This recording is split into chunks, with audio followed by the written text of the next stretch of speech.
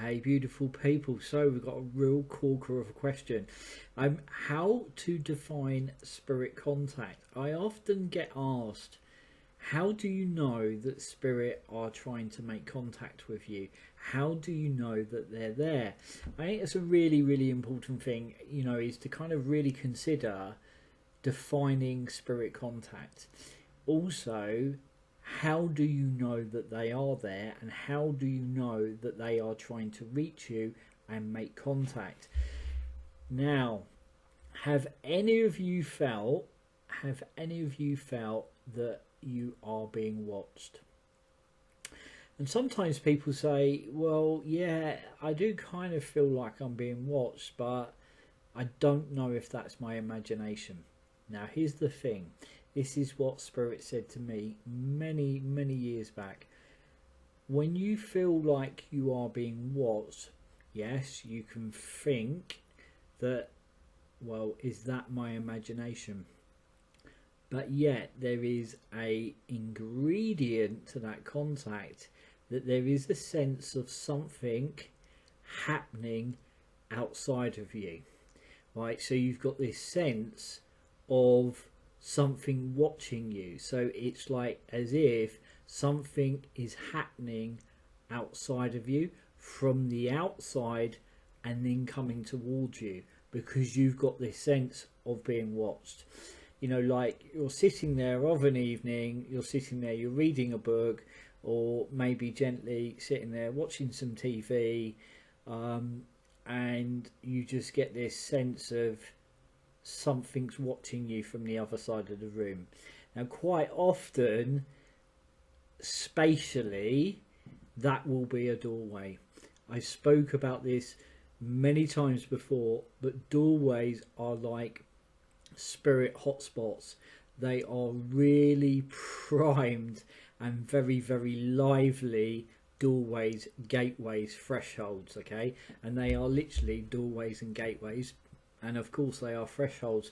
And one of the reasons they linger in those transitional spaces is because subconsciously we are aware of doors. So when you're sitting there of an evening and you get that sense of something is in the room with me, you look up, you're probably gazing towards a doorway or towards a window. And these are spaces that we are subconsciously very aware of, so they linger in that space, emanate their presence as if to say, here I am, I'm trying to make contact. Now, could you imagine all of that? That's the question, one that is really, really worth exploring. From my own experience and experiences over all these years, and experiences of working with many, many, many people over all those years, is quite often when you are feeling that, it's because there is someone there that is emanating their presence, trying to make contact. So the thing to do, the other thing, real-time nudge then, the other thing is those encounters seem to enhance as we move into the winter months. Okay, there is a spike in psychic phenomenon, a spike in spirit contact within the winter months. And my feeling is, as Spirit has said again many, many times, is that we go inward, we go into our homes. We've been out there over the summer months, us especially, and then come the autumn and winter, we start to go inward.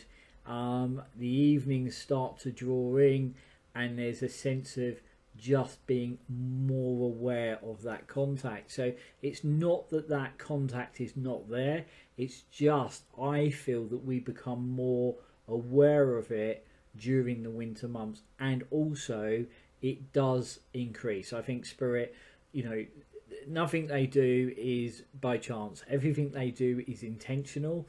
Everything they message to us is intentional.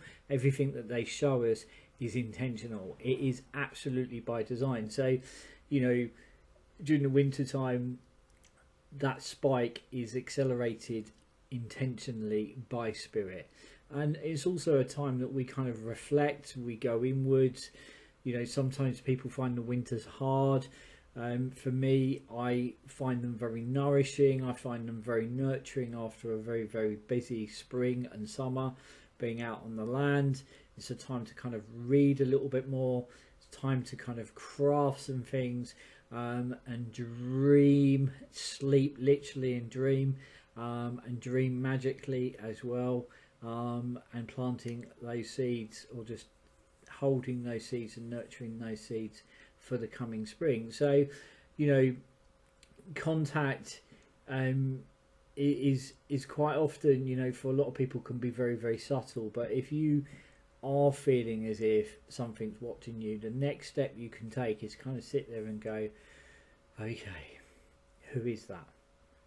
Who are you? And just give it some space to allow that answer to come to mind. Then maybe you then look up and you gaze over at a photo of your mum, or the following day the photo frame's fallen over. These are real things. These are things that have happened to myself and to the beautiful people that I'm privileged to work with, is that those things do happen. So it's like, okay, there's the confirmation. Or you think, oh, I'm not so sure. You get in the car, and as you get into the car, you smell your mum's perfume. It's like, there's your validation. Or you go up to the top of the stairs, turn into the bathroom. As you do, you smell cigarette smoke, and you think, oh my god, that's dad, or granddad. It's kind of like allowing room for these things to kind of unravel, and for them to, in a way, reach us. And then it might be you literally feel the answer, so you ask and you get the person coming to mind. And then again, you could say, well, that's my imagination, I'm making that up. Well, maybe you're not. And from my experience, contact in those early years, so this 27 years of doing what I've done, contact in those early years is very, very subtle. And it was about building that sense of listening, deep listening to the subtlety, and then trusting, very, very gently but very deeply trusting what you feel. I had a really, really good friend of mine recently she'd come out of hospital, she got an infection, and she had been for a little while taking live culture, culture to strengthen her immune system and the microbiome in the stomach.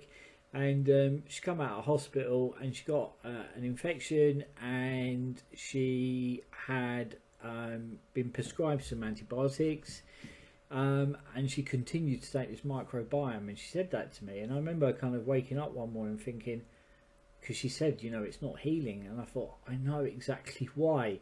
It's like she's taken one thing, taken another, and they're kind of working against each other. She stopped taking the microbiome for a while. Best place to take that, best time to take that is after the course, and in recovery. She stopped taking it within days. The infection cleaned up. The point is, it was just a subtle nudge of knowing what was wrong. Now, the best bit of that was when I felt that and I was explaining it to her. I saw these tiny little pin badges, and a white uniform. Her mum was a nurse. So it was beautifully validating. Of course, she had an understanding of what was going on. These things are just absolutely incredible, and that was an intervention, beautiful intervention, and that unravelled and created a beautiful pathway of healing as she moved forward. So, there's so much that we could talk about, and over time we are going to. Okay, the other beautiful way that they make contact is through your dreams. So you sleep, you dream of somebody, then it is sometimes we wake up and we can't remember, but we know we have dreamt of them. And quite often it is like within the context of the dream, depending of the landscape, the environment, are you in, are you out, is it day, is it night, what are you doing, you know, you sitting, eating dinner together, you know, there's all these finer details that are a part of the message. So if you ever kind of dream of someone that is the other side of life, I really do feel that is them making contact, and it is worth then trying to do a dream recall and journal what was going on within the dream, what was the finer details. But quite often it might be that there is just a very, very simple message, a very simple message. It's like myself over a few weeks back, I dreamt of a dear friend of mine. I hadn't seen him for many years. I feel him from time to time, but within the dream I was sitting there on a bench. He appeared and was pointing across the lake, and there on the lake was a sailing dinghy, and I woke up absolutely knew what he was saying. You know, renovated with my dear dad, we renovated a 1959, was it 59, 54, sorry, 1954 mirror all wooden sailing dinghy, beautiful boat. During the pandemic lockdown, as and when we could, we kind of restored that boat, and then waiting for things to open back up, and waiting for some courses. However, Dad had, you know, sailed across the Atlantic. It was me that was needing to really kind of understand, know a little, but understand. So it was a lovely nudge that now things are really moving back into the world, is to get that boat out on the water, and I have plans for that. So, you know, here is just a few ways that spirit make contact. Just wanted to weave a beautiful and short video on that, and also just to say to you that we are preparing now for summer school. So each summer we tend to go out on the land, gather as friends and family into the heart of summer, share stories, wisdom, knowledge, experiences, come together, make the woodland home for a little while. You know, this whole thing about, you know, kind of sharing and remaining teachable, and just kind of really celebrate the harvest of our lives, and also for us, we are harvesting there at the Boffield, the kind of the medicine plants, and you know, that is a very important journey for us at this time of year, as well as summer school, as well as our Lammas rite and ritual for our beautiful community, and hedge school beyond the hedge. So we have this beautiful Lammas celebration, ritual and ceremony, where we all come together, and we have a magical marketplace.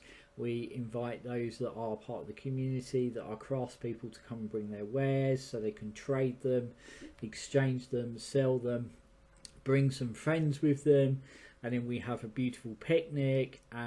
We weave some corn dollies. Those of us that have woven corn dollies from the year before, we do a really beautiful ceremony of giving thanks. I've got a really beautiful medicine story when it comes to harvesting, and most importantly, really just celebrating life together, having that beautiful picnic, some home crafted made fare, some elderflower champagne, some blackcurrant wine from years before, and we just, you know, share those skills and knowledge, and then we tip from that into summer camp. So this is me now saying goodbye to the autumn. So I'm just going to leave you with all of this, and leaving you with their love, my love, and we will be catching you come the autumn, which will be early September. Until then, as always, keep shining and have the most beautiful summer. Until then, lots of love. Take care, guys. Bye bye.